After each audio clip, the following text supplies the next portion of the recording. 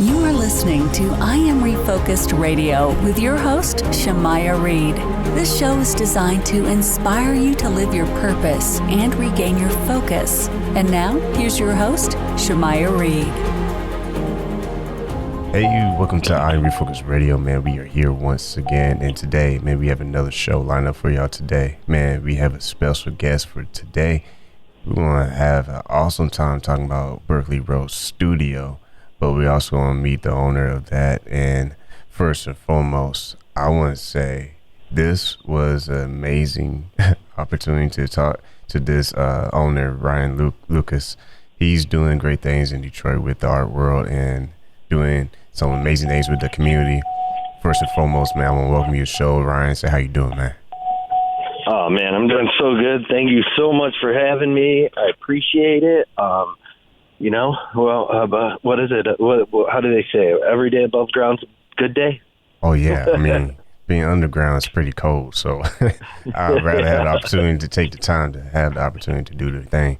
So, man, speaking of being above ground, you have a rich history in the art world. You've been to colleges, you've been with the educational system, but you also had some ups and downs. But who hasn't had those, man? But you been able to use that for, creating a inspirational platform and giving back to the community. So for the artists, man, tell us a little bit about your background history and what inspired you to get into the art world.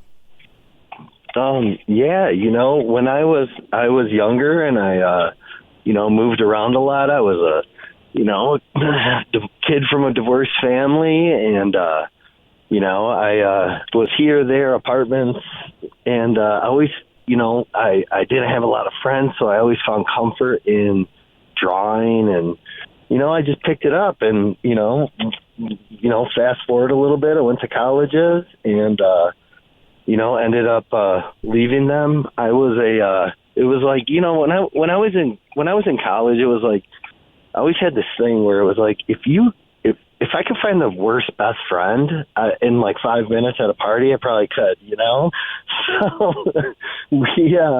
I had some ups and downs and did some gallery shows, but I always wanted a stable family. So, I found Maureen in college, and it was actually funny. We went to high school together, and we were in the same, we graduated in the same class, and we never talked in high school. And we see each other at a party when, we met each other, hit it off, had some kids, and then I had to get a real job because, they don't say that, artists are starving for nothing. So did that, and, 20 years, I was always drawing, I was always, selling paintings. I wasn't trying to go for the moon. I was just like I was giving away a lot of stuff really because I was just happy people were putting up in their houses. And then, 3 years ago I got sober and put the bottle down, and,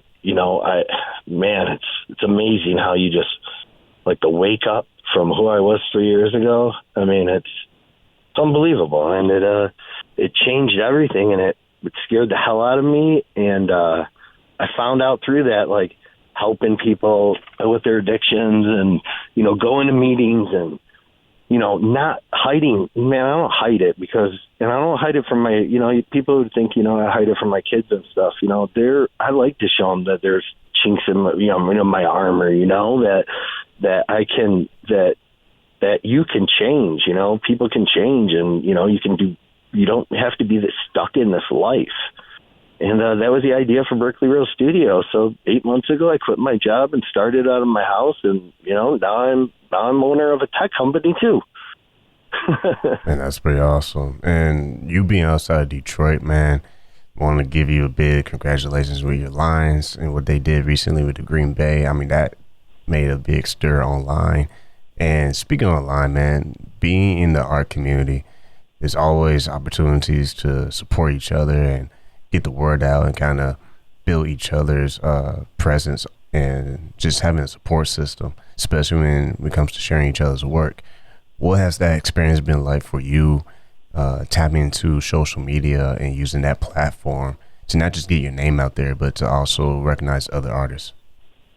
Yeah, for me, I'm always shocked by how little other artists share each other's work.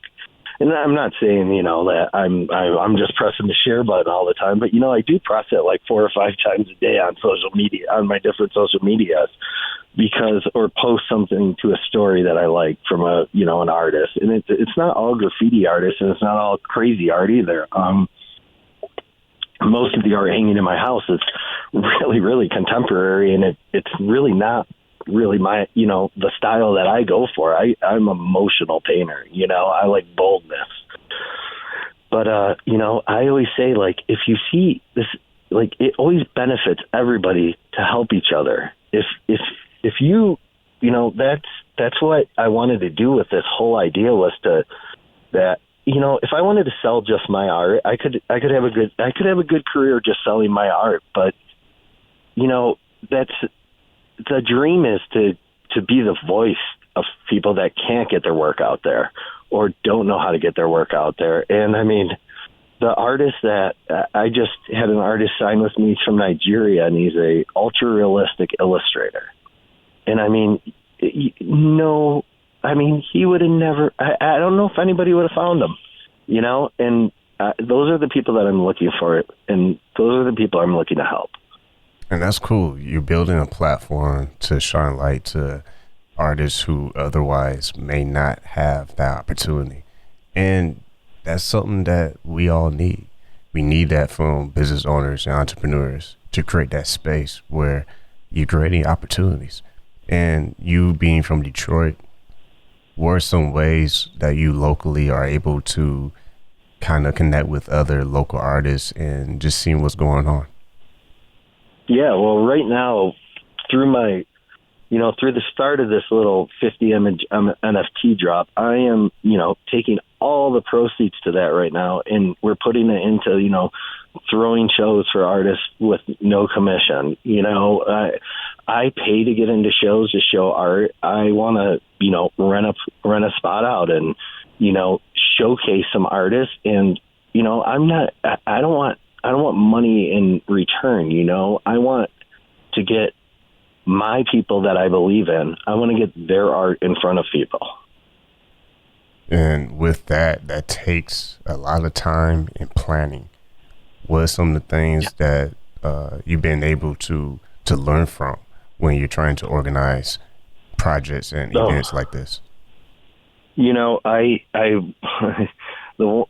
I started out on this like journey, and it really started on Facebook, which is kind of funny because but that was where I was like, I really had a community going personally.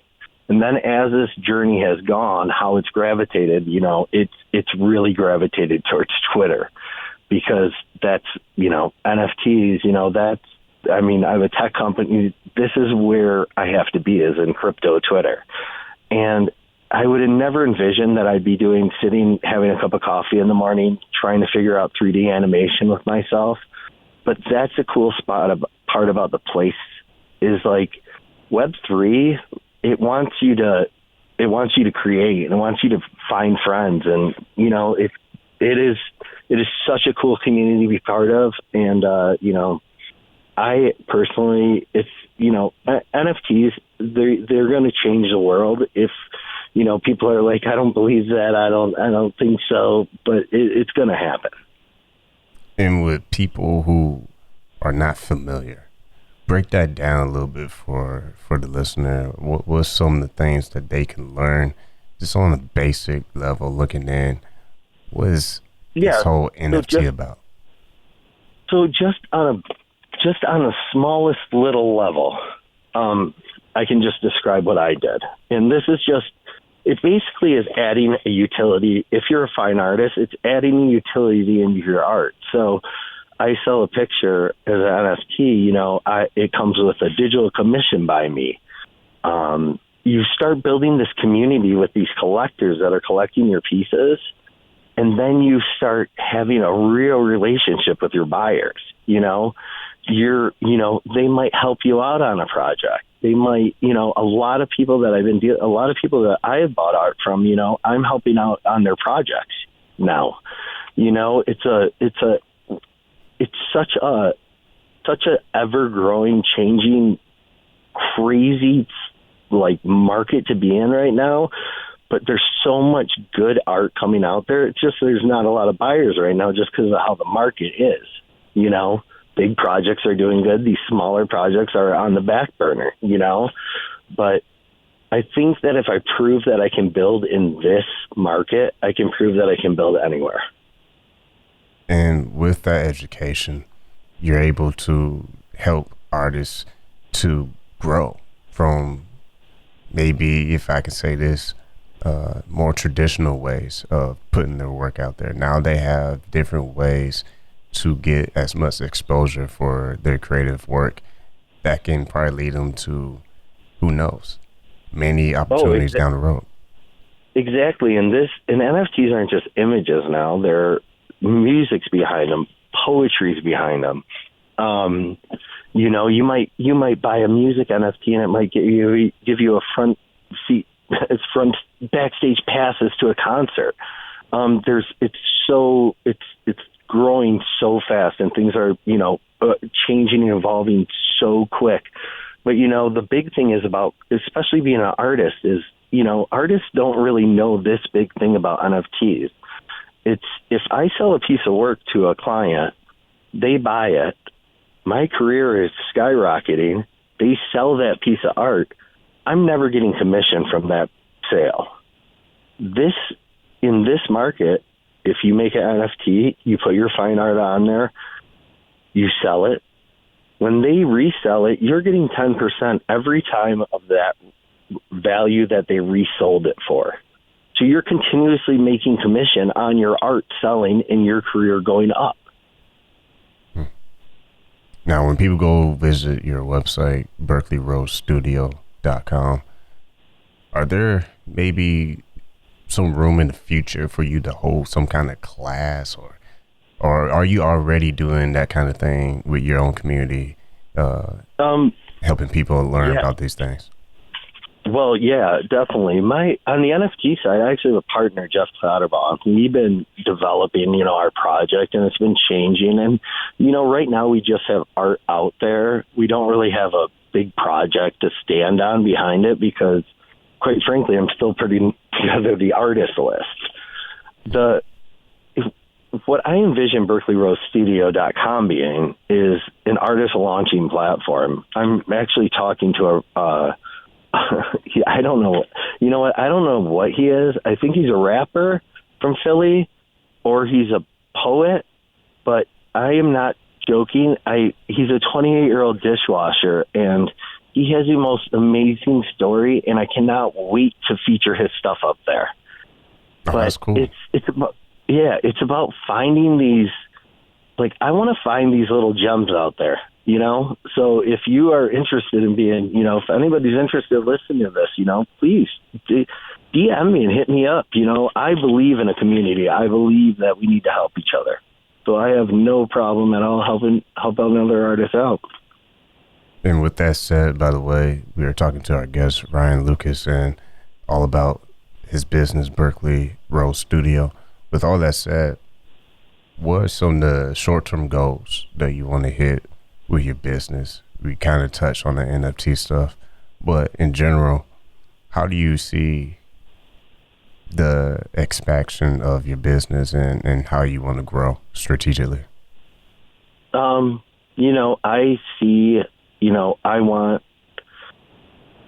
like a large collection of artists, like in our, so, you know, flying under our flag at BRS, poets, you know, graffiti artists, you know, illustrators, digital media artists, graphic designers. You know, I want people to recognize artists under our label that, you know, if somebody is associated with us, that means they're this certain kind of worker. They're this certain kind of hungry, where, you know, they're going to go through walls for you on projects. They're going to, you know, these are the artists that haven't got their due yet. You know, these are the artists that want to work. And that's what I want to bring to to the Web3 space and to, brick and mortar places. And with that and networking with individuals, if someone listening right now, what's the best way they can support your vision? Is the best way just contact you, or is there any people locally, like I know there's Chamber of Commerce and stuff like that? Are there people that you can that you will want to reach out to you to lock arms to help make this vision come about? Oh yeah, for sure. I definitely want to talk to promoters, and I have an idea for we have an idea floating around for a big event. You'll be invited to this one in Detroit next March that we want to showcase a bunch of artists at. And this is a thing that has propelled me so good in my companies is I listen to people that are smarter than me. I don't have all the answers. I love when people just email me out of the blue and are like, hey, have you ever thought this?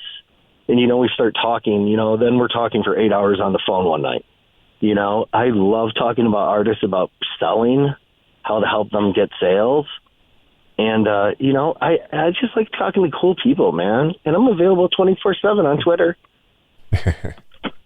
I mean, what's cool is, like, you seem like very down-to-earth person, and you have this hunger for the arts, and creativity is something that we gotta make sure we don't lose, and we really encourage people to not just be as creative as they can, but in your case, learn some of the business stuff, learn some of the entrepreneurial stuff that can help you and expand what it is you're trying to do. Because it's one thing to just be an artist, but hearing from you're going to that next level where you're not just managing arts, producing it, but you're also creating opportunities for people, for them to go to that next level. Yeah, and that's exactly what I always, when I was 20 years old, like, it was so funny. Like, I always wanted to make a magazine called Credit. It was, I drew it up a million times, and it was just all artists, like, basically getting credit for what they do, And it's funny how at 40, I revisit this, and it's becoming the dream is coming true, but it doesn't work unless artists help each other also. Man, that's some good stuff. You might want to hurry up and get that produced before someone try to do it, man. But I can see that could be big, man. I can really see that really just be a hit, especially where you at in Detroit. Maybe someone call Eminem and say, hey, let's do a collab. Let's get the art community together. You never know, man. I think he has that restaurant, right? Mom Spaghetti. Yeah. Mom Spaghetti. Wrapping this up, when people are learning more about Berkley Rose Studio and everything that you're trying to do, not just for the art community, but for people in general, because you mentioned about getting music involved as far as artists and stuff, and doing events, and also giving back to the community. What do you hope people will be able to learn from this platform, and what your mission is? Well, my mission, like I said, is a voice for voiceless artists, and a good, I actually got into a really cool event. They asked me to be in it, and it's a PCAP. They have a U of M, and what it is an art auction for the exhibition of prisoners. So there's 700 artists that are prisoners in the system in Michigan, and what they do is they throw an art show showing their artwork off. Now, I don't think this helps. I don't know what this helps. You're like, oh, prisoners painting and they're auctioning off their work, and you know what it helps? It helps that it's just hope, man. Like, I want to be a part of the hope, and I want to be part of this world growing together and growing better, man. We've been separate for too long. And you know what? I think I really look around, and I'm in a lot of cities from, the huge incomes to low incomes. And I spend a lot of my time in low income communities. And I look around, man, and everybody's ready to be together, man. Everybody's tired of this shit, being separate and, hating somebody for this and that. Like, these times are changing. It's time to, have a rebirth. And I want to be part of it in the art community. Well, once again, you listen to this right now, you can go to the website, berkleyrosestudio.com, to learn everything that our guest today is doing, Ryan Lukas. And, man, once again, I want to say, not just thanks for being on the show, but it's the power of social media, man. You found me on Twitter. I found you on Twitter. Boom, you hit me with a mention. Let me get on that show. Boom. Rest is history. So networking is something that anybody can tap into, and I highly suggest that you do that, because you never know. You might be getting on an interview and getting the word out. Exactly. And you know what? If I can tell you all the no's I've had since I've opened my businesses up, it outweighs the yeses by millions. But I will tell you this. If you're starting a business and you're asking for help from people and they turn your ass down, 8 months later, when those same people are asking for your help now and sending you emails, it is a great feeling. It is a great feeling of accomplishment. Exactly. So there are little hidden gems in being an entrepreneur. Yeah, it's not easy, but the thing is, if you stick with it, amazing things can and will eventually happen. So, man, once again, I want to say thank you to Ryan Lukas for being on the show. You go to his website, berkleyrosestudio.com. I want to say thank you for taking time to be on I'm Refocused Radio. Thank you so much, man. I appreciate it.